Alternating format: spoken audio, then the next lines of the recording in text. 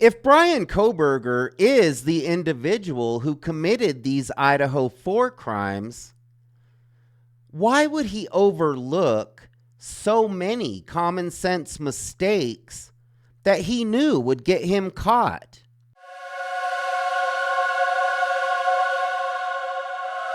Hey everyone, it's Lucky with Unfiltered Lucky. And today I want to talk a little bit about some possible explanations as to why Brian Koberger might, overlook some of the mistakes that he made while committing these Idaho 4 crimes, if in fact he is the person who carried out these crimes.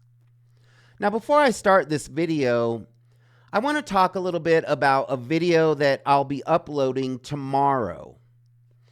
Tomorrow, I'll be talking about Brent Kopaka. And if you follow my channel or watch my content, then you know that I have never talked about Brent Kopaka. And there's a very good reason for that. So tomorrow, I'm going to talk a little bit about why I haven't talked about Brent Kopaka and some of the personal experiences that I've had that relate to his story. So be on the lookout for that tomorrow. But today, I want to talk about the common sense issues. We all know that there's a lot of moving parts to this case. We know that there's a lot of technical aspects in this investigation, in these court hearings. But today I want to talk about the common sense issues. Some of the things that just don't add up. I want to begin with Brian Koberger's education. He had a bachelor's degree in psychology. He had a master's degree in criminal justice. And he was working on his PhD in criminology. So I think it's pretty safe to say that Brian Koberger was educated about crime and the criminals who commit these crimes. But I don't believe for 1 second that all of Brian Koberger's education would actually give him the ability to commit these types of violent crimes.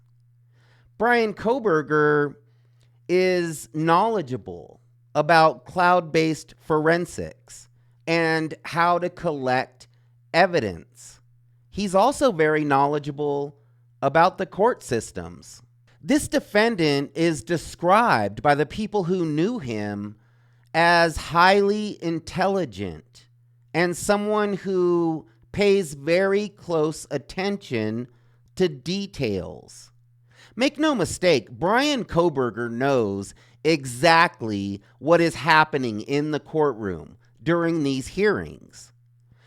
He would be very knowledgeable about cellular phone data as well as security camera footage, because not only is he very educated in all of this, but he's also done his own personal research and he knows about these aspects of an investigation.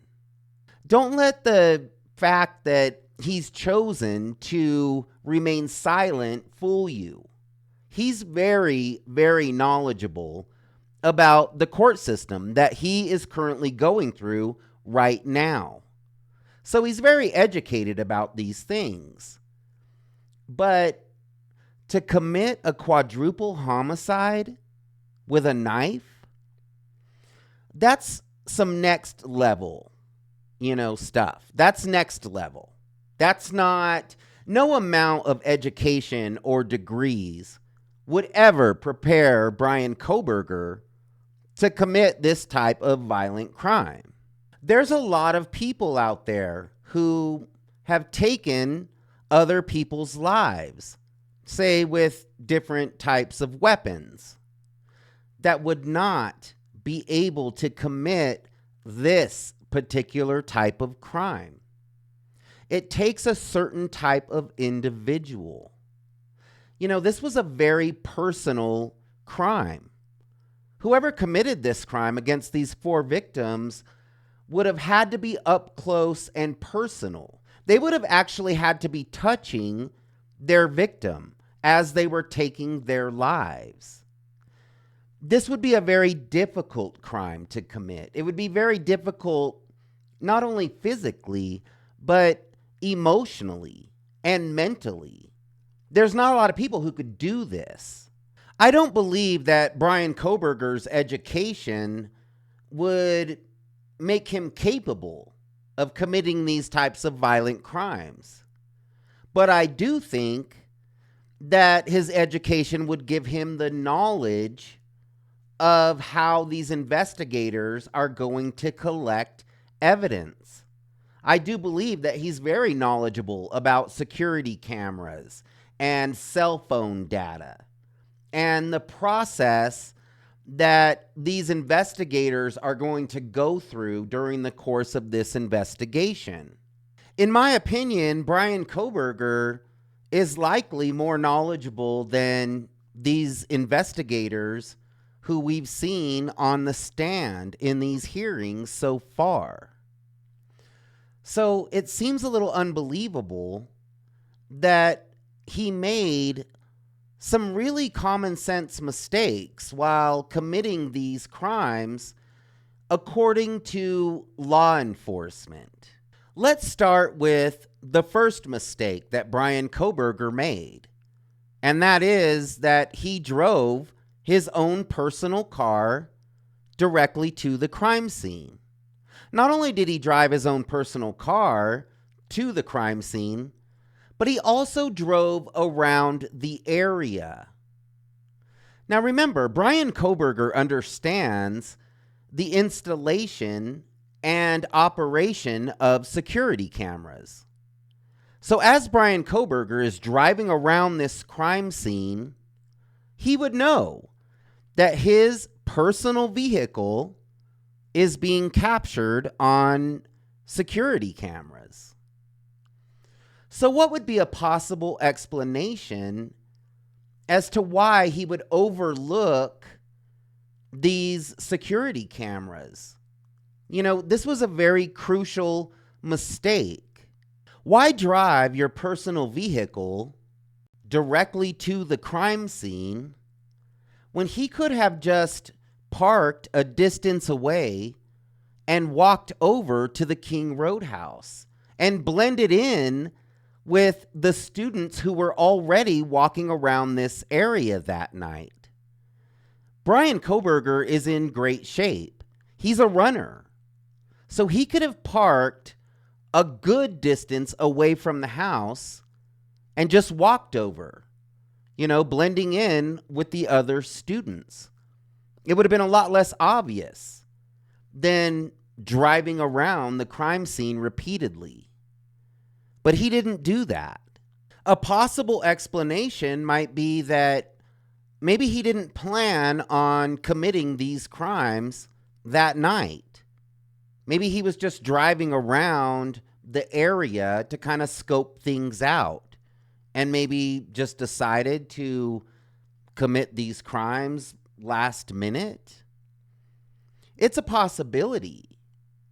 I just don't understand why Bryan Kohberger would drive the actual vehicle that's registered to him in his name directly to the crime scene when he has vast knowledge about security cameras and about how they operate and how they work. Something else that doesn't make sense to me that Bryan Kohberger apparently did while he was committing these crimes is that he entered the house through an unlocked door. And then he walked into the house and he proceeded to walk right past Dylan's bedroom door, totally ignoring Dylan's bedroom door, and goes straight to the top level. Now, in my opinion, this is a crucial mistake.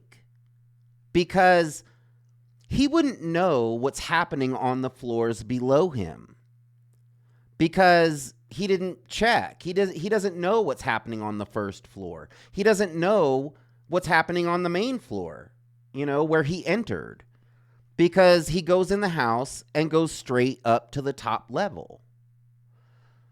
So, as I said, in my opinion, this is a crucial mistake, because it opens up the opportunity for the roommates on the lower level to hear what's happening on that third level and call police.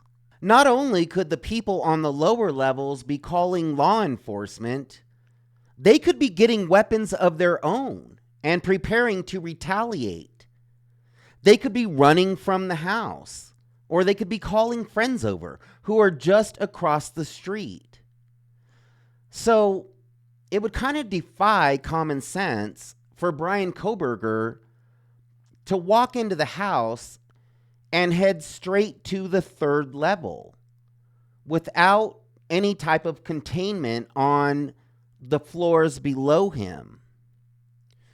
Now, a possible explanation for why he may have done this would be because of the possibility that Kaylee or Maddie was the target, and that he went into the house and was heading straight up to the third level because he knew where his targets were located. And that's why he started on the third level. But that really doesn't make sense, because, and he would know this, because this would be common sense. Although I don't believe that Bryan Kohberger's education would, help him with the ability to commit these crimes. Common sense would tell someone that if you're in a strange house where there's 6 people inside, you should probably, find out what's going on the first 2 levels before you trap yourself on the third level. Now, it is very possible that Bryan Kohberger could have started on the third level because Kaylee or Maddie were the targets. And maybe Ethan and Xana just kind of got pulled into it. That's definitely a possibility. Now, Kaylee was just there for a few days.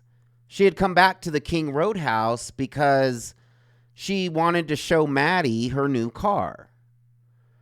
Now, Christy Gonsalves said that Kaylee was hesitant about going back to the house. Why? Why would Kaylee be hesitant to go back and visit her home? That's just never really made any sense. But it also means that it's very possible that these crimes could have happened at this very time because Kaylee was back at the house.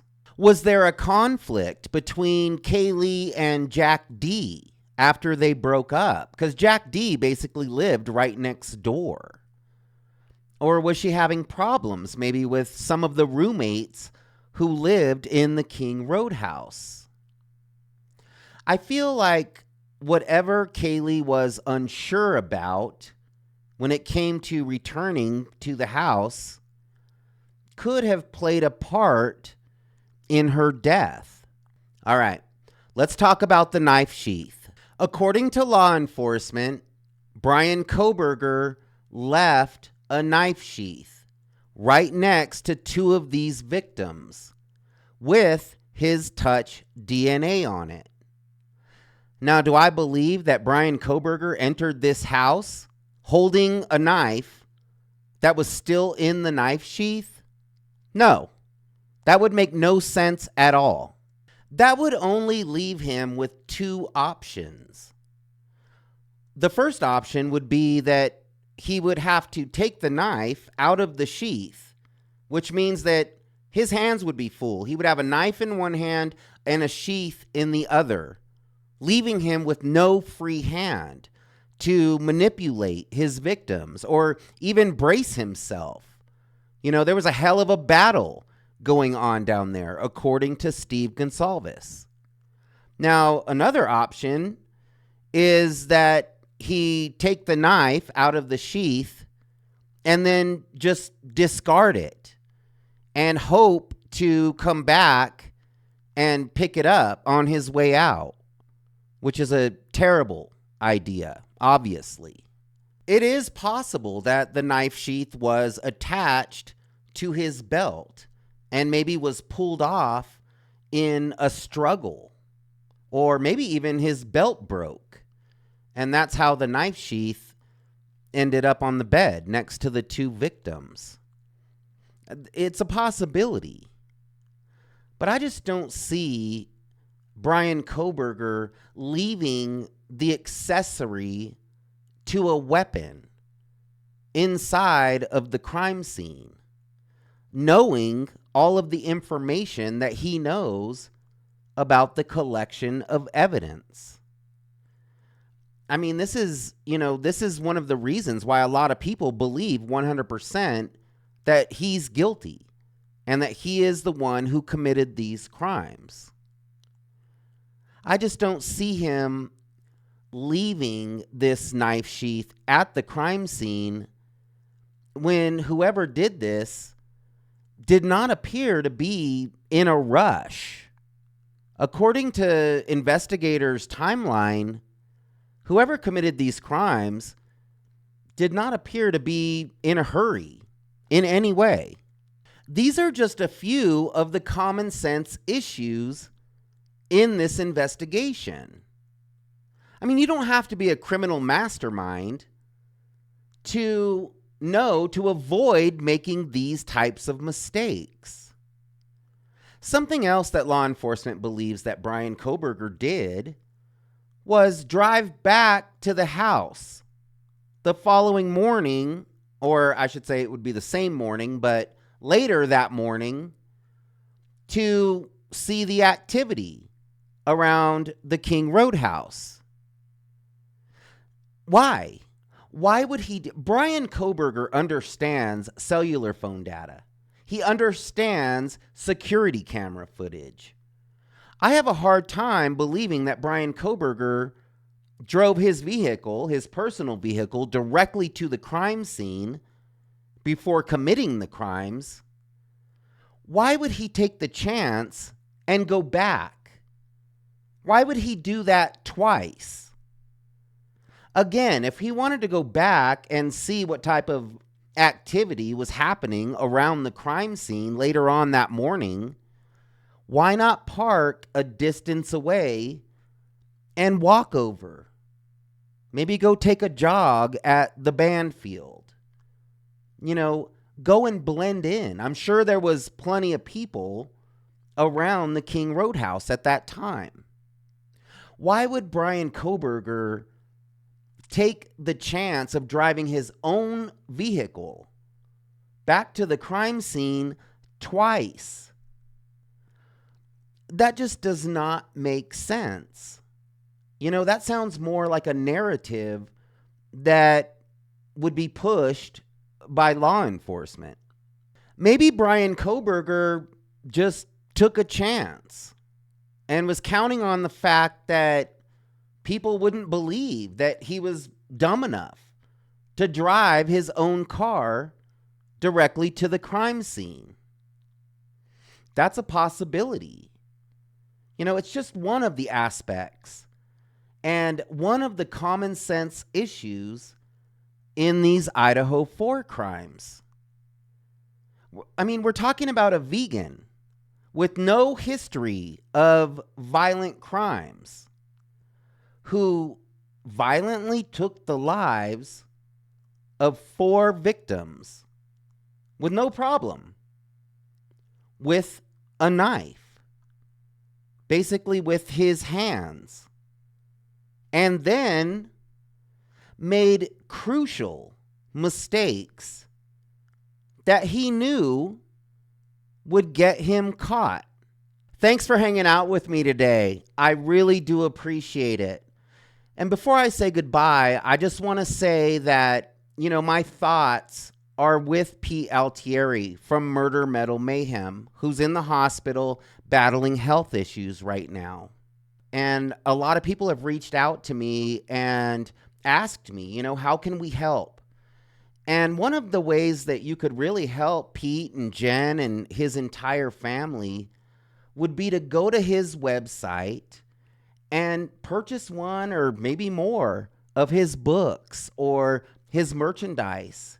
He has t-shirts. He has a really cool website. Pete's a really amazing author.